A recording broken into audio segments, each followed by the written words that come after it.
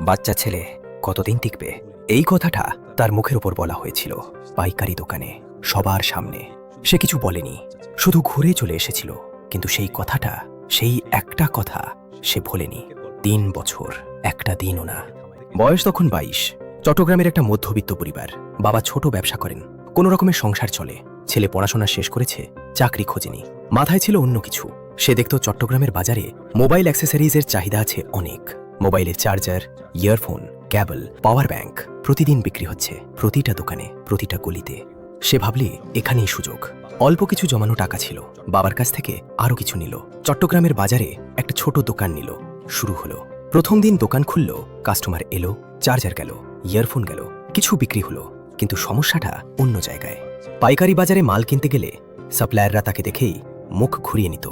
কত টাকার মাল লাগবে? ৫০,০০০ আগে দাও, বাকিতে হবে না। তোমাকে বাকিতে দেবো কেন? বয়স দেখেই বিচার, ব্যবসা দেখে না, সম্ভাবনা দেখে না, শুধু দেখে ছেলেটার বয়স কত। সে নগদ টাকা দিয়ে মাল কিনত, অল্প অল্প, যতটুকু পারে। কিন্তু ব্যবসা বড় করতে হলে বাকিতে মাল লাগবে, এটা সে জানত। আর সেটাই ছিল সবচেয়ে বড় দেয়াল। বাবা একদিন জিজ্ঞেস করলেন, কেমন চলছে? সে বলল, ঠিকঠাক। বাবা বললেন, চাকরি করলে এই ঝামেলা থাকতো না। সে কিছু বলেনি, শুধু ভেতরে ভেতরে একটা সিদ্ধান্ত আরও শক্ত হলো।